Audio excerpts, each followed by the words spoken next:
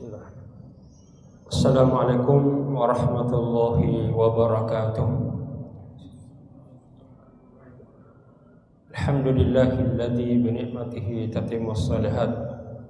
Wassalatu wassalamu ala asyrafil anbiya'i wal mursalin wa ala alihi wa ashabihi ajma'in. Qala Allah Ta'ala fi kitabil karim. A'udzu billahi minasyaitonir rajim.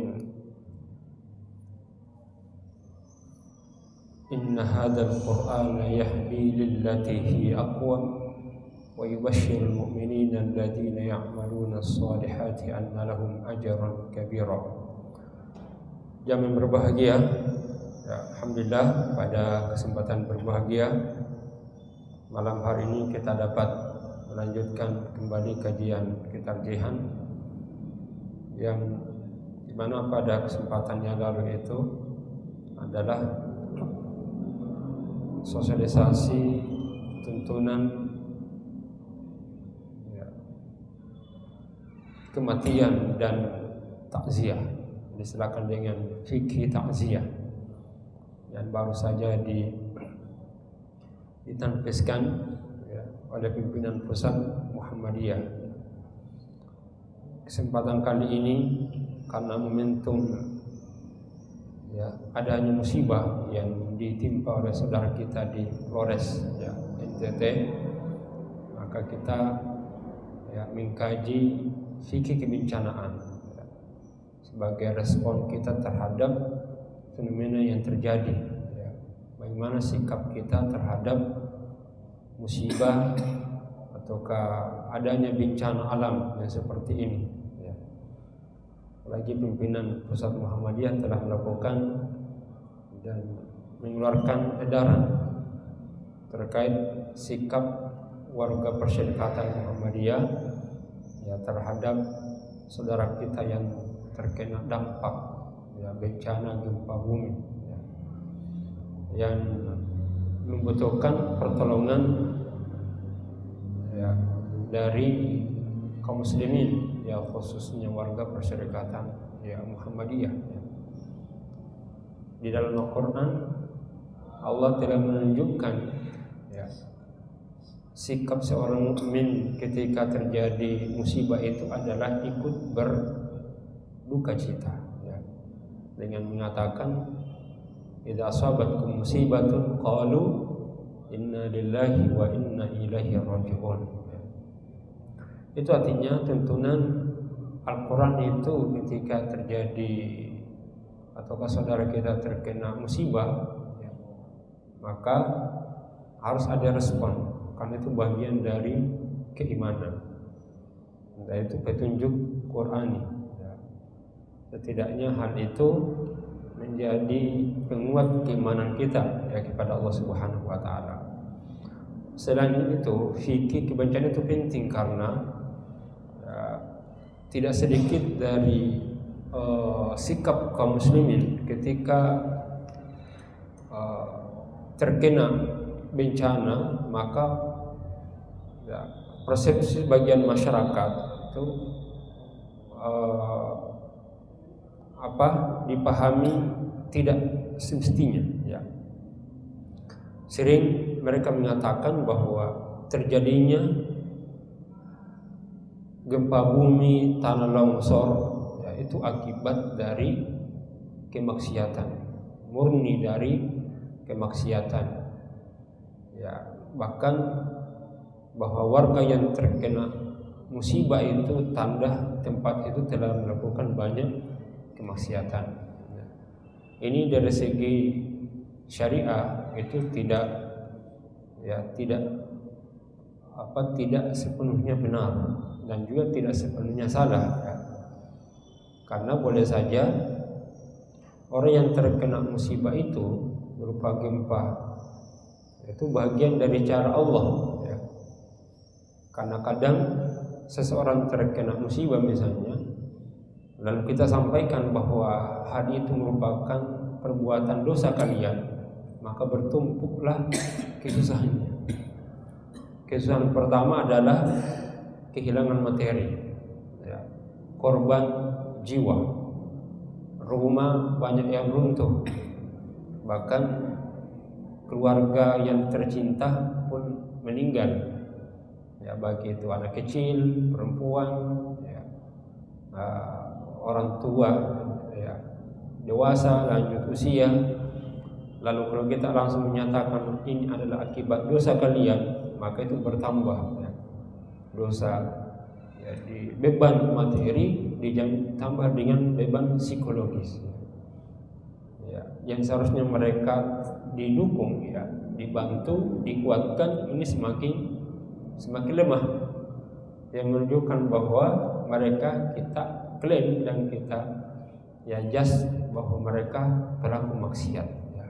Maka bertambahlah beban-beban itu. Maka dibutuhkan ya fikih terkait dengan kebencanaan.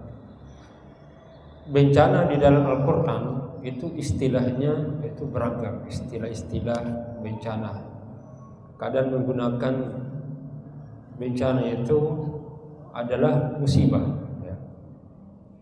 Seperti dalam Al-Quran disebutkan, ma asaba min musibatin fil ardi wala fi anfusikum illa fi kitabin min qablin an nabraha. Jadi tiada suatu bencana pun yang menimpa, ya, di bumi dan tidak pula di langit itu pada dirimu sendiri, melainkan telah tertulis, ya, dalam kitab Lauhul Mahfuz. Jadi bencana yang digunakan oleh Al-Quran dengan menggunakan lafal musibah, ya. Ya, sama dalam hadis kalau Nabi menyebutkan bahwa ajaban li amril mu'min, sungguh perkara orang beriman itu sangat aneh, sangat luar biasa. Kenapa? Inna amrahu kullahu lahu khairun, semua perkaranya baik, ya. Walaysa dzalika li hadin illa lil mu'min, dan tidaklah itu dapat dimunculkan ataukah dirasakan disikapi kecuali hanya orang yang beriman. In asabat sarra'u syakara, jika ia tertimpa suatu kebaikan maka dia bersyukur, maka khairan lahu, dan itu baik. Wa in asabathu dharra, nah ketika ia ditimpa, ya, suatu kemudaratan, ya, satu bahaya, maka dia bersabar, ya. Jadi ketika tertimpa musibah maka dia bersabar, maka khairan lahu, dan itu baik baginya. Istilah lain dalam Al-Quran, istilah bencana itu kadang menggunakan kata bala, kemudian menggunakan juga kata fitnah, ada azab, ada fasad, ya, juga wala tabghi fil ardi fasada, zaharul fasadu fil barri wal bahri bima kasabat aydin nas. Jadi kerusakan di muka bumi ini, kerusakan itu ya salah satu dampaknya itu dihasilkan dari perbuatan manusia, ya, karena melakukan kejahatan, misalnya kejahatan lingkungan, ya, tidak memelihara lingkungan tadi. Nah, ini dibalas karena apa? Perbuatan yang bisa berdampak terhadap kerusakan alam, dan itu adalah bagian dari, ya, sunnatullah, ya. Jadi siapa yang membuat kerusakan tentu dampaknya rusak juga, ya. Yang keenam, ada istilah al-halak dan tadmir. Ada juga iqab, istilah ini. Ada disebut dengan nazilah, ya. Nah, bencana dalam pandangan Islam bentuknya macam-macam, ya. Ada bentuknya gempa bumi, ada yang bentuknya letusan gunung api. Nah, ini yang sifatnya, ya, bencana alam, ya. Tanah longsor, ada banjir, ya. Namun ada juga bencana sifatnya non alam, ya. Termasuk bencana juga itu adalah kegagalan teknologi, ya, ataukah wabah yang pernah terjadi COVID-19, ya, COVID saat itu masuk kategori yang berpenyakit menular, itu bagian dari musibah. Ya. Ada konflik sosial, ada teror, ya, semuanya itu bagian dari bencana juga. Ya. Ya. Nah, seorang mukmin ketika menghadapi masalah ini, bagaimana cara memandangnya? Ya. Cara memandang bencana itu, ya, apapun bentuknya, apakah bencana alam ataukah bencana non alam, itu merupakan bentuk kasih sayang Allah. Ya. Jadi bencana apapun bentuknya, mau bencana alam ataukah bencana non alam, itu merupakan bentuk kasih sayang Allah kepada manusia. Ya. Jadi peristiwa yang menimpa manusia itu pada hakikatnya itu merupakan cobaan, merupakan ujian atas keimanan dan perilaku yang telah dilakukan oleh manusia. Nah, sistem keimanan yang diajarkan dalam Islam itu bertumpu pada keyakinan kepada Allah, ya, bahwa Allah itu adalah zat yang maha rahmat, yaitu kasih sayang, ya. Sehingga Allah sendiri itu menetapkan dirinya sebagai sifat rahmat. Misalnya dalam Al-Quran, ya, surah Al-An'am, ya, ketika Allah Azza wa Jalla memberikan pernyataan, ya, informasi kepada kita, a'udzubillahi minasyaitonir rajim, wa idza ja'akal ladina yu'minuna bi ayatina faqul salamun alaikum, ya, kataba rabbukum ala nafsihi rahmah, ya. Apabila orang-orang beriman itu orang-orang yang beriman kepada ayat-ayat kami itu datang kepada kamu, ya, faqul salamun alaikum, maka katakan keselamatan bagi kalian. Kataba rabbukum ala nafsi rahmah, Tuhanmu telah menetapkan pada dirinya itu sifat, ya, kasih sayang. Ya. Bagaimana bentuk kasih sayang Allah itu? Annahu man 'amila minkum su'an bi jahalatin thumma taba min ba'dihi wa aslah fa annahu ghafurur rahim. Jadi penetapan, ya, zat Allah akan diri sebagai rahmat. Apa bentuknya? Man 'amila minkum su'an. Jadi barang siapa yang berbuat kejahatan di antara kamu bi jahalatin, ya, lantaran kebodohan, ya, ketidaktahuan. Summa taba min ba'dihi, kemudian dia bertobat sesudah mengerjakannya, ya, wa aslaha, dan melakukan perbaikan, fa annahu ghafurur rahim, maka sungguh Allah Subhanahu wa taala Maha Pengampun.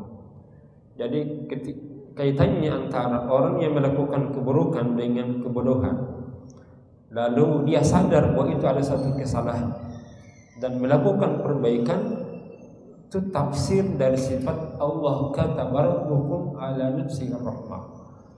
Jadi ketetapan Allah akan dirinya, zatnya itu yang maha kasih sayang.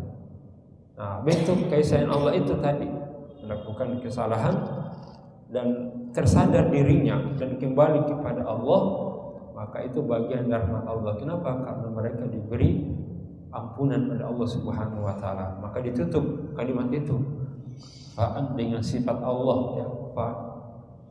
Jadi fa'annahu ghafurur rahim. Bahwasanya Allah itu Maha Pengampun, di mana di dalamnya mengandung sifat Allah yang Maha Rahim di situ, ya. Nah, sifat rahmat Allah, ya, Subhanahu wa taala itu membentuk, ya, sikap yang merupakan tujuan puncak dalam Islam. Jadi apapun keadaan yang terjadi itu adalah ketetapan Allah, dan Allah sudah melekat dalam zatnya itu Maha Rahmatnya, sehingga ketetapan apapun itu pasti itu ada nilai rahmatnya, ya. Sama kalau kita menetapkan bahwa Allah itu Maha mengetahui. Artinya segala ketetapan Allah pasti atas dasar ilmu Allah, dan Allah tahu sebelumnya, prosesnya, dan akhirnya itu, karena melekat.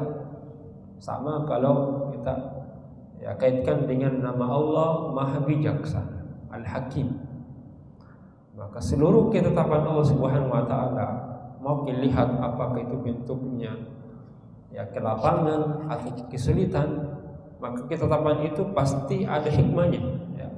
Kenapa? Karena yang menentukan segalanya bersumber dari Allah yang Maha Bijaksana. Itu sama kalau kita menetapkan lagi Allah itu Maha Indah. Betul, Allahu Jamil. Innallaha Jamilun. Karena Allah itu Maha Indah, maka segala ketetapan Allah di muka bumi semuanya indah, karena berasal dari Zat yang Maha Indah. Tidak ada satupun ketetapan Allah yang jauh dari keindahan. Karena Allah yang mencipta, yang merupakan sifat Allah yang Maha Indah, maka ciptaannya pun itu akan menjadi indah. Nah, terjadinya musibah, bencana alam, karena bersumber dari Allah yang Maha Indah, maka kejadian itu juga merupakan keindahan. Hasilnya adalah keindahan itu.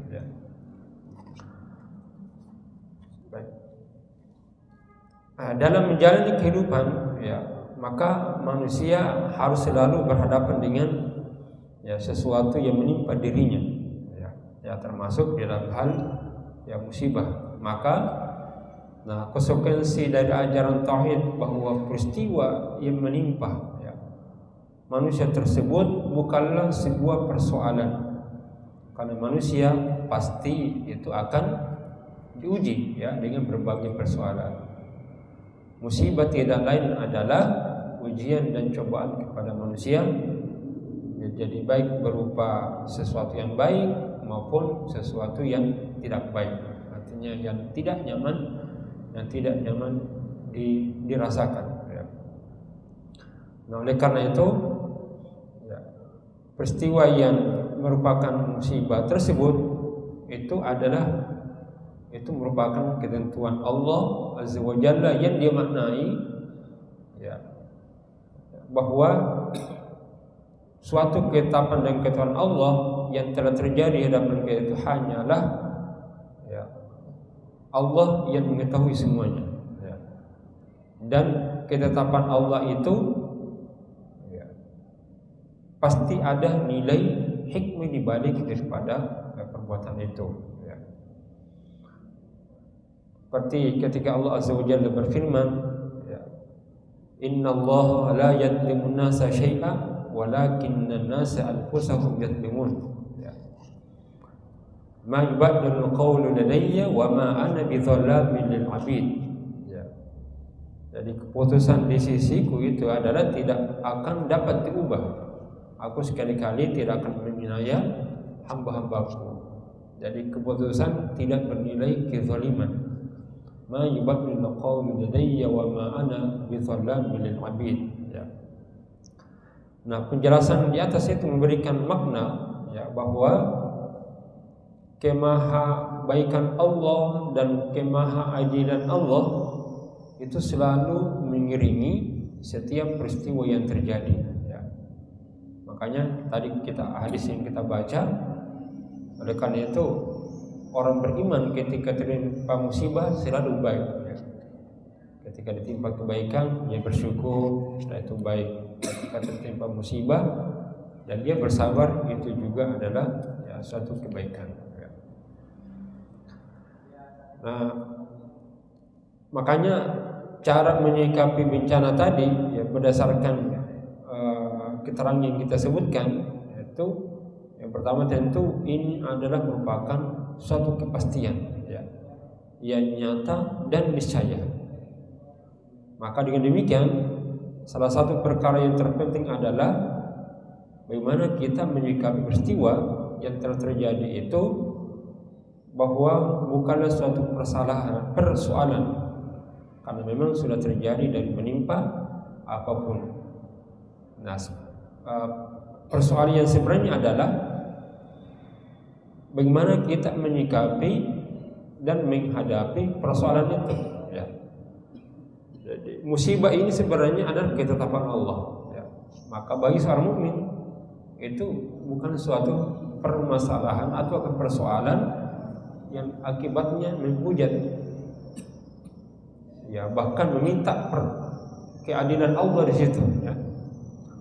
Jadi maksud persoalan adalah suatu ketetapan yang dianggap bermasalah, yang tidak ada nilai keadilannya. Ya. Misalnya ada orang yang tidak pernah atau orang yang baik, tapi kenapa terkena juga dampak bencana misalnya. Oh, di tempat rumah sana tidak pernah sholat, justru tidak terkena dengan gempa misalnya. Nah, persoalan kita itu adalah bukan karena masalah itu, tetapi bagaimana menghadapi persoalan itu yang menjadi masalah kita ketika menyikapi suatu bencana. Nah, untuk menyikapi membutuhkan sebuah kesadaran. Kesadaran utuh akan bencana dari pihak-pihak terkait bencana. Jadi baik itu individu, keluarga, masyarakat dan pemerintah, bahkan pihak-pihak yang harus memiliki sikap positif itu ketika bencana telah terjadi. Ya. Yang berbahagia, ya, di antara tuntunan ketarjihan ini, ya, seorang mukmin ketika menghadapi musibah itu, ya, perlu ada tanggap atau sikap ketika terjadi gempa, itu tindakan preventif. Jadi ketika terjadi musibah itu bagian dari ketetapan Allah. Tapi sikap seorang mukmin itu tidak serta-merta bahwa ini adalah musibah sehingga abadi dengan kehidupan. Ya. Maka cara memandang seorang mukmin itu adalah jadi ada perilaku baik dalam upaya untuk mencegah yang sifatnya bahaya. Kenapa? Karena prinsip agama itu adalah la dharar wa la dirar. Jadi tidak boleh melakukan hal yang membahayakan diri dan hal yang dapat melakukan bahaya orang lain. Ya. Maka fikih kebencanaan itu, ya, ketika melihat dan memandang musibah, ya, dengan konsep la dharar wa la dirar, tidak ada kemudaratan dan sesuatu yang memudaratkan orang lain. Di antaranya adalah, ya, upaya untuk mencegah musibah tadi. Ya. Kan itu bagian dari takdir. Sikap pertama itu adalah memahami penyebab terjadinya bencana. Supaya ketika terjadi bencana itu kita mampu meminimalisasikan. Ya. Jadi syaratnya harus dilakukan memperkuat sistem masyarakat dalam sebuah daerah tertentu supaya memahami musibah itu resiko yang ditimbulkan karena, ya, memahami bencana yang benar itu membuat kita bisa berjaga-jaga lebih waspada lagi. Tapi kalau kita tidak tahu, maka akibatnya kita pun abai, ya. Bahkan menganggap itu biasa saja, ya, sehingga tidak ada upaya untuk adanya pencegahan. Ya. Hal itu yang dilakukan oleh tuntunan Al-Quran, seperti kisah Nabi Yusuf alaihissalam. Ya. Sebelum musibah terjadi, mereka tidak dituntut oleh Allah untuk melakukan persiapan-persiapan. Jadi persiapan terjadinya kemungkinan hidup dalam kondisi darurat, maka harus dipersiapkan. Yang kedua adalah memahami peran manusia dalam pengaturan alam. Ya. Karena Allah Subhanahu wa ta'ala menciptakan manusia dan mendatangkan kepadanya para rasul. Untuk apa? Untuk memelihara kesatuan umat di muka bumi ini. Nah, prinsip tauhid dalam hal kesatuan itu dinyatakan merupakan tauhid rububiyah, ya.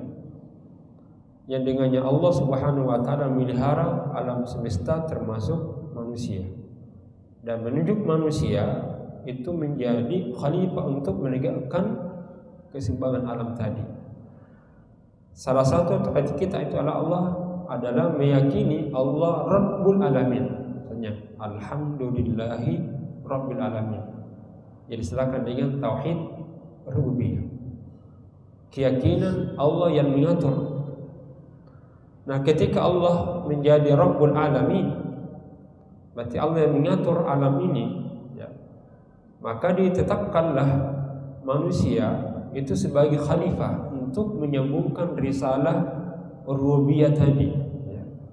Dengan ditugaskan sebagai abid dan sebagai khalifah, ya, penyembah Allah dan memakmurkan alam ini, ya.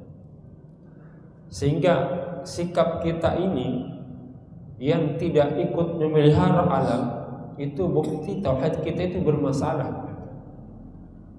Karena tauhid rububiyah tidak hanya sebatas untuk meyakini bahwa Allah adalah pencipta, ya. Maka turunan dari tauhid rububiyah itu adalah menurunkan sifat Allah itu dalam bentuk menjaga, ya, mengatur alam ini, kan itu bagian dari risalah insaniyah dari Allah Subhanahu wa taala untuk memakmurkan itu. Maka jalan juga adalah kalau Allah Maha Pencipta, maka manusia harus ikut menjaga di dalam pencipta, di dalam pemeliharaan apa yang Allah ciptakan. Dalam tubuh manusia kan Allah dicipta. Laqad khalaqnal insana fi ahsani taqwim.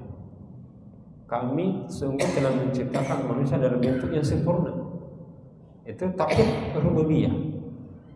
Nah, sifat orang mukmin, ya, menjaga ciptaan Allah itu adalah yang pertama tidak boleh merusak jiwa. Makanya ditetapkan larangan bunuh diri. La taqtulu anfusakum. Dan jangan membunuh juga orang lain. Bahkan merubah ciptaan manusia juga tidak boleh, ya, karena tauhid rububiyah Allah menciptakan manusia begitu bentuknya, ya, laki-laki, perempuan, jangan ditukar. Maka tauhid rububiyah kita adalah menjaga keaslian dari sifat manusia tadi. Makanya kan dilarang merubah jenis kelamin, laki-laki jadi perempuan jadi laki-laki. Bahkan bentuk tubuh kita ini, misalnya telinganya hanya dua, mau tambah lagi 3, ya tidak boleh. Kemudian hidung mancung hidungnya misalnya, mau dibuat maju ke depan, maka dibuatlah operasi dengan apa? Dimasukkan begini supaya mancung. Itu tidak boleh juga, karena manusia tercipta dalam bentuk seperti itu. Giginya juga demikian, ya. Sama juga kalau, ya, tangan, ya, bagian dari badan itu tidak boleh ditambah, tidak boleh dikurangi, kecuali sifatnya merawat, ya, menjaga, ya. Alam juga demikian. Allah menciptakan alam ini dengan teratur, begitu indah. Maka menjaga alam ini karena terjaga secara indah, maka harus dijaga. Karena itu bagian dari tauhid rububiyah kita.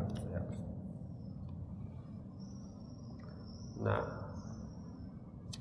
yang kedua, ya, sikap mukmin terhadap musibah itu, ya, selain meyakini bahwa itu adalah ketetapan Allah, harus ada usaha untuk mencegah terjadinya musibah itu, ya. Karena itu bagian dari tuntunan agama. Harus ada penanggulangan bencana kalau terjadi bencana, tidak boleh dibiarkan, ya.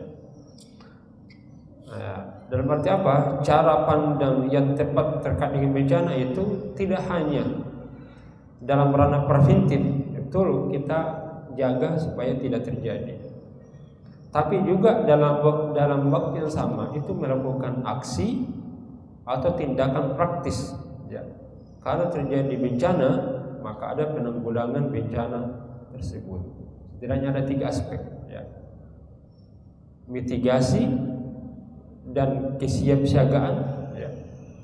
Kemudian kedua, tanggap darurat, dan ketiga adalah pasca kebencanaan. Itu sikap keimanan terhadap bencana. Tidak boleh pasrah begitu saja. Jadi pertama preventifnya. Tapi kalau sudah terjadi, maka yang dapat dilakukan adalah selain mitigasi tadi harus ada penanggulangan. Kan itu sikap keimanan. Makanya kalau kemarin terjadi bencana lalu kita diam saja, tidak ada sikap dan pandangan terhadap bencana itu berarti bagian tauhid yang bermasalah. Kenapa? Karena Allah yang menciptakan alam, maka harus dinormalkan kembali, dijaga lagi keimbangannya. Rumah saja kalau sudah roboh harus diperbaiki. Kita saja kalau sakit harus berobat. Karena itu bagian dari tauhid itu. Ketika terjadi bencana lalu dibiarkan begitu saja, itu berarti membiarkan ciptaan Allah rusak. Dan ini kontra terhadap tauhid rububiyah tadinya. Pengakuan bahwa Allah yang mencipta alam, yang mengatur, maka kita pun harus mengaturnya. Dan di antara pengaturnya adalah ketika terjadi kerusakan, maka ada tuntutan dari Allah untuk mengatur kembali itu yang rusak menjadi baik. Ya, sehingga sikap kita di persyaratan Muhammadiyah itu harus ada penanggulangan, ya, tidak dibiarkan begitu. Ya, setidaknya tanggap darurat dilakukan. Ya. Nah, kalau sudah tanggap darurat dilakukan, maka ada pasca bencana, mulai di tahap membangun secara bertahap. Ya. Baik, zaman berbahagia.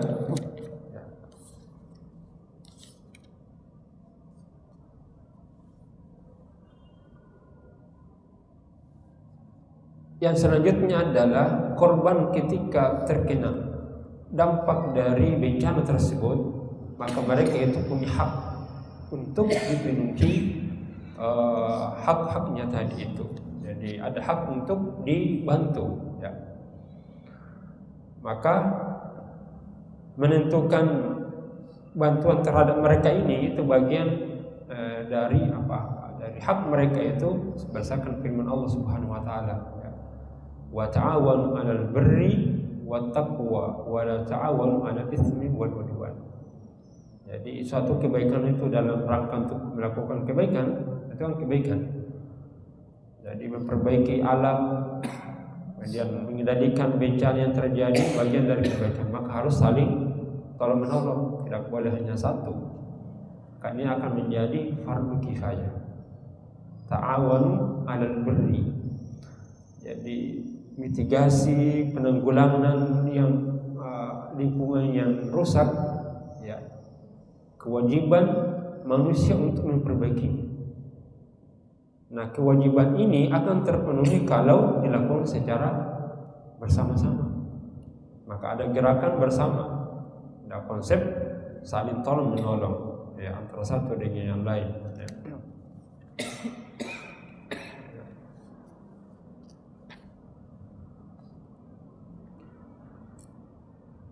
Nah, termasuk hal yang bagaimana mengolah kerentanan dari musibah tadi itu, ya.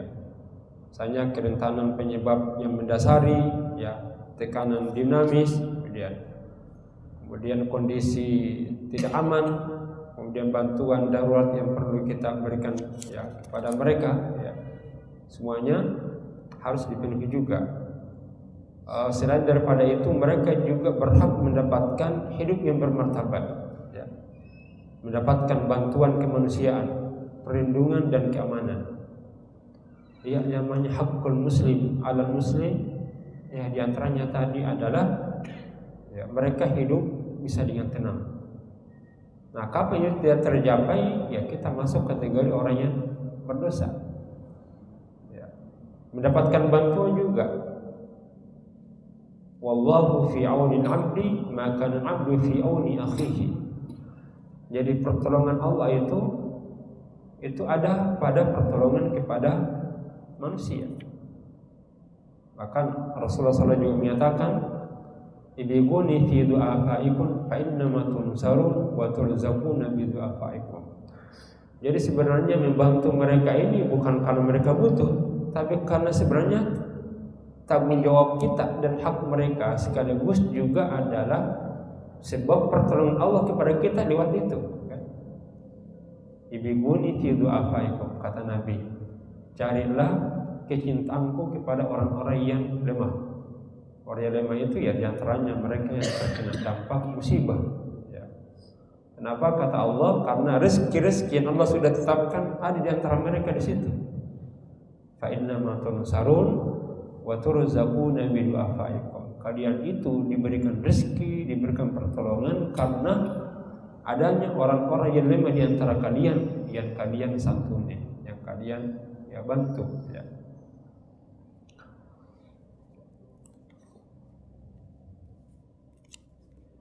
Nah, jam yang berbahagia, ya, di antara juga yang harus kita ajarkan kepada mereka adalah bukan hanya permasalahan bagaimana mereka bisa hidup kembali lagi, rumah-rumah mereka yang roboh bisa terbangun lagi, ya.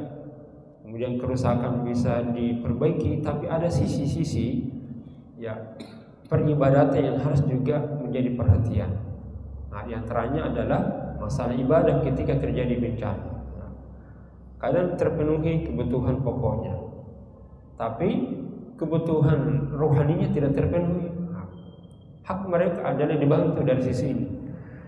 Misalnya mereka yang terkena dampak bencana, bagaimana cara bersuci? Perlu diajarkan juga ketika mau sholat. Kita sibuk-sibuk beri makan, minuman, tapi ketika masuk waktu sholat dibiarkan. Gara-gara mereka tidak tahu bagaimana caranya berwudu, bertayamum, tidak jadi sholat. Maka hak mereka untuk memperoleh pengajaran bagaimana mereka bisa sholat, bisa terpenuhi haknya, ya, kewajibannya sebagai hamba Allah Subhanahu wa ta'ala, ya. Kan itu juga masuk kategori hak spiritual mereka untuk diajarkan. Jadi misalnya dalam kondisi darurat bagaimana cara bertayamum?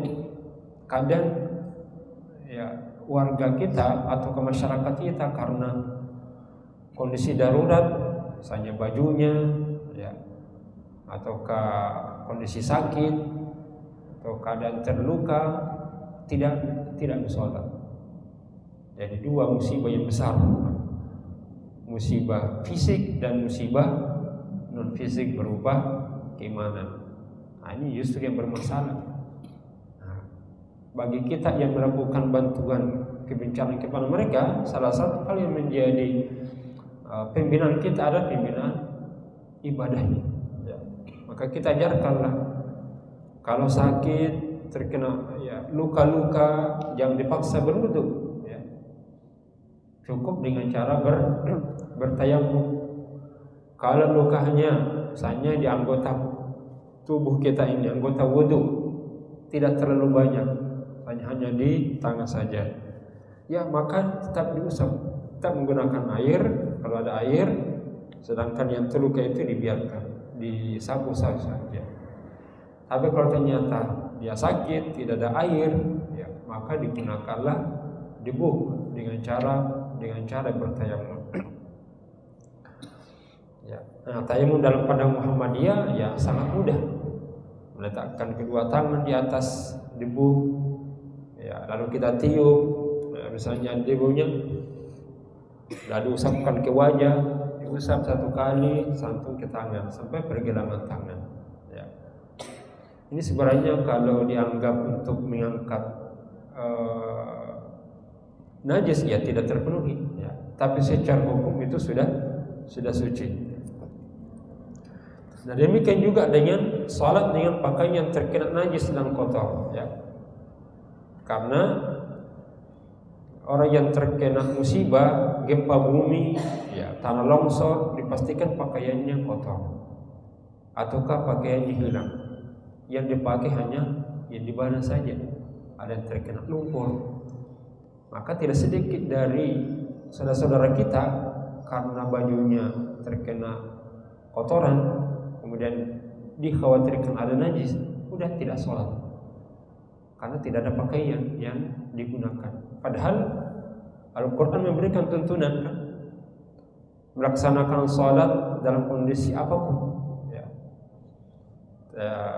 Maka perlu sikap atau fikih ya. Fikih diantaranya adalah fikih kemudahan, ruksah namanya. Betul bahwa tidak sah sholat kecuali dalam keadaan suci atau bersih dari najis ya.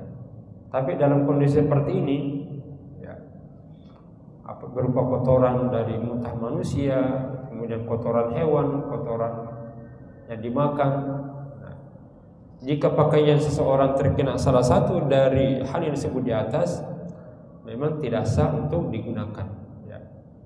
Tapi dalam kondisi tertentu, kondisi darurat ya, tidak mungkin kita ganti pakaian, maka itu dibolehkan dengan kaidah ad-darurat tubihul mahzurat, bahwa kondisi darurat dapat membolehkan sesuatu yang pada asalnya dilarang. Maka tidak mengapa kita sholat dalam keadaan kondisi apa yang kita miliki saat itu, karena itu masuk kategori ruksah, keringanan. Ataukah orang yang terkena musibah, seperti tadi kita jelaskan pakaiannya ada yang terbawa hanyut air, ada yang tertimpa runtuhan dari rumah ya, atau dari gunung yang meletus misalnya, gempa yang terjadi sehingga pakaian yang dimilikinya itu robek-robek, kelihatan auratnya. Tidak ada pakaian yang lain dapat menutup aurat. Paham ke agama kita, salah satu syarat salat adalah berwudu, suci dari hadas besar, hadas kecil ya, dan menutup aurat. Hanya kalau warga tidak ada pakaian kelihatan auratnya, tidak sholat.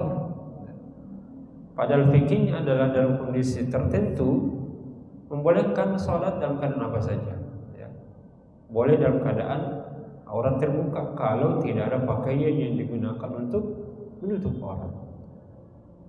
Artinya wa ma'atakum fakhudhuhu, apa yang datang dari Nabi kita ambil dengan tentu dengan sesuai dengan kemampuan. Fattaqullaha mustata'tum, laksanakanlah perintah Allah sesuai dengan ya kemampuan kita.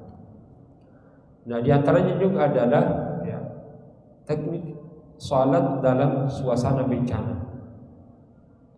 Kondisi tentu dalam masa bencana tadi ya, sebagian masyarakat itu mengalami bencana dalam kondisi siaga bencana, maka pelaksanaan sholatnya itu dapat menggunakan ruksah, jadi keringanan. Maka sholat dapat dilakukan secara jamak ya. Kalau dia berada di lokasi ya, baik itu yang terkena bencana ataupun petugas ya, bisa dilakukan itu dengan cara menggabungkan, karena kita sulit harus mengevakuasi korban ke A ke B ya, sehingga ya, waktu-waktu digunakan itu ya sangatlah sempit sekali ya. Maka boleh digabung zuhur, asar, maghrib, isya. Tapi bagi tenaga relawan yang berasal dari luar datang ke situ ya boleh dijamak sekaligus juga dikasar ya, diringkas. Tapi yang mungkin jadi petugas ya cukup menggabungkan, tidak dikasar, karena kasar dikhususkan bagi mereka yang melakukan perjalanan. Nah, sama juga kalau orang sakit yang terkena dampak itu, mereka bisa gabung ya, duhur, asar, maghrib, isya ya, karena mungkin sangat sibuk untuk melakukan evakuasi misalnya ya. Termasuk juga batas waktu tidak memaksakan diri untuk puasa ya, tapi kan sekarang bukan bulan Ramadan ya. Nah, boleh ya, ada rukhsah untuk tidak berpuasa kalau terjadi pada bulan Ramadan. Nah, bagaimana juga jenazah kurban ya, muslim kan pada dasarnya itu dimandikan, dikafani, lalu disolati, lalu dikuburkan. Namun demikian dalam kondisi bencana yang menelan korban dalam jumlah masif, ya, sehingga menyulitkan untuk diperlakukan sesuai dengan masanya. Tadi itu berupa memandikan jenazah, maka jenazah boleh untuk tidak dimandikan dan dikafani. Nah, di kondisi tertentu, ini pernah saya waktu terjadi COVID, terjadi kontroversi, ya. Tapi kan itu ada dosa, maka jenazah itu ya boleh tidak dimandikan, tidak dikafani seperti biasanya, tapi wajib disolati. Nah, jenazah cukup dibungkus dengan pakaian yang ada maupun kain yang ditemukan seadanya. Kenapa? La yukallifullahu nafsan illa usaha. Nah, yang hilang ini kita tidak lihat jenazahnya, maka ditentukan sholat gaib. Nah, tapi kalau sudah disolati tidak perlu lagi. Tapi yang hilang jasadnya di tempat itu mungkin tertimbun, tidak bisa dilihat badannya, maka tetap disolati dengan cara sholat gaib. Nah, itulah tuntunannya. Baik, saya kira demikian. Ya, mudah-mudahan Allah Subhanahu Wa Taala memberikan taufik. Ya, terlebih khusus yang terakhir adalah terkait dengan dana yang mungkin ada dana zakat, dana infak, maka sebagai bentuk keimanan kita kepada Allah, kita berikan dukungan kepadanya. Terlebih khusus saudara Muhammadiyah di hari Jumat ini seluruh jaringan itu diarahkan ya kepada bantuan saudara-saudari kita yang ada di dalam, dan harus dilaporkan supaya gerakan ini betul nyata ya, dan berapa yang terkirim upaya untuk pemenuhan kebutuhan mereka ya. Sekira demikian ya, Assalamualaikum warahmatullahi wabarakatuh.